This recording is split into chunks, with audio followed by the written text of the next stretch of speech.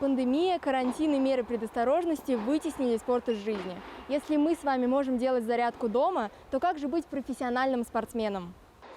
Хорошие новости! Мастерам спорта вновь разрешено тренироваться. При этом секции и спортивные кружки еще не возобновили занятия, но совсем скоро собираются открыть двери для юных спортсменов.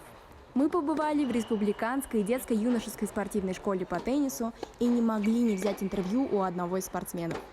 Игорь Кудряшов – мастер спорта по теннису, выступающий за сборную России с 2014 года, рассказал нам о тренировках и спортивной стороне жизни во время самоизоляции. Расскажи про план своих тренировок в домашних условиях. Я старался вставать рано утром, делал упражнения с резиной, отжимался. В общем, дома я мог делать не так много, но что мог, то делал. Как они отличаются от тренировок, которые происходят здесь, в зале? Они отличаются очень сильно, потому что у меня, к примеру, 2 метра, то есть я не могу не бегать, ничего, я могу заниматься исключительно только с места. Топ-3 лайфхака, как не забросить тренировки дома. Да, во-первых, мне кажется, нужно найти для себя мотивацию, поставить цель, расписать план, а потом идти к этому. А как прошла первая тренировка после объявления ослабления самоизоляции?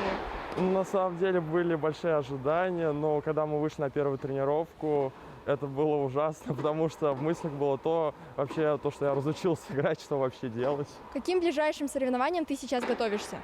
Вообще очень тяжело к чему-то готовиться особенному, потому что каждые 2 недели какой-то перенос. То есть до этого был бан до 7 июня, сейчас его продлили до 31 июля и, скорее всего, продлят до сентября. Поэтому просто держу себя в форме. Привычные тренировки до пандемии и занятия после ослабления режима самоизоляции отличаются лишь тем, что спортсмены должны соблюдать правила дезинфекции и использовать средства защиты от вируса. Также есть изменения в расписании. На данный момент ребята занимаются по 2 часа в день.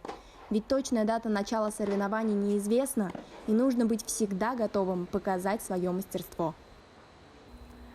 Как хорошо, что спортсмены вновь могут тренировать свои умения на профессиональном уровне. Мы ждем новых побед. Карина Аднабаева, Руслан Бикбаев специально для Горы новостей.